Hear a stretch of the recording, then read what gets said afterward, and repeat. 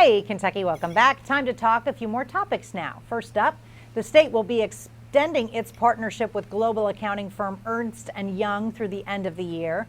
The Beshear administration hopes the contract extension will help cover the 70,000 unresolved jobless claims that are still being disputed. This follows the news that the state is nowhere near the goal set by the governor when he first announced the partnership in late June.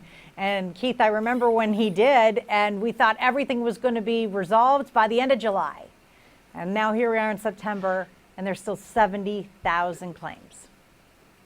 I know, it's pretty amazing. I'd like to believe they're chipping away at this, or at least getting things started with many of those people, but at least they have stayed with this group to help continue the process along. Hopefully it continues to work, or starts to work, whichever.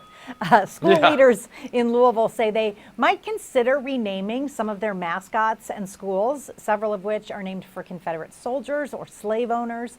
During a board meeting this week, JCPS leaders discussed running all high school mascots through the Racial Equity Analysis Protocol, which is comprised of a series of questions that ensure any decision the board makes does not disproportionately impact students of color. And Keith, some of these schools have been talking about this since the 1970s, and we're definitely starting to see momentum in changing mascots. Yeah, and even when they were making those changes before, they kept maybe a name like Rebels, but they did a rework on how the mascot looked. Yes. And so now they're looking at the name itself to see if that's something they need to change. Exactly. Well, as we get closer to the 2020 NBA draft, some former Cats are changing positions in mock drafts a little bit. In the latest one from The Athletic, Tyrese Maxey slipped a few spots while Emmanuel Quickley, Nick Richards, Ashton Hagans, and Khalil Whitney all climbed, although Maxey still the only one projected to be taken in the first round. And once again, E.J. Montgomery was not included. But Keith, if all those guys, with the exception of E.J., at least go in the second round, I think that's a success for what they've gone through in the last couple of months.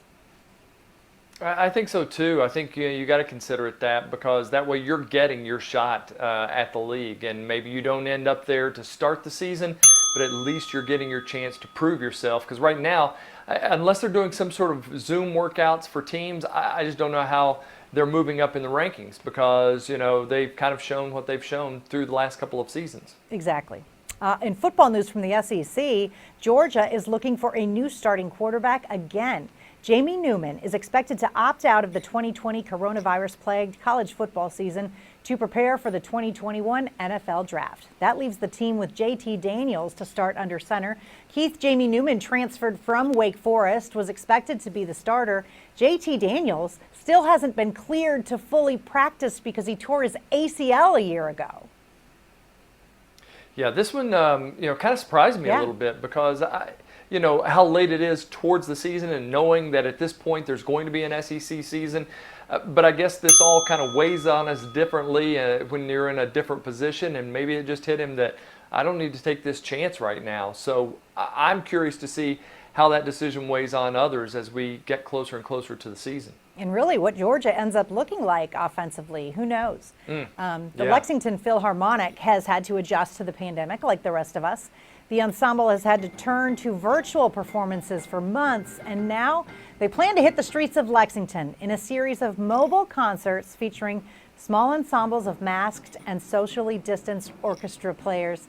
And Keith, if you are outside listening to that, that's pretty fantastic.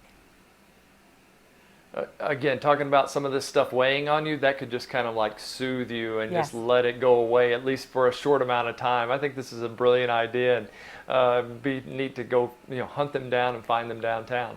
Absolutely. All right, tonight's wrap up is next as Hey Kentucky continues.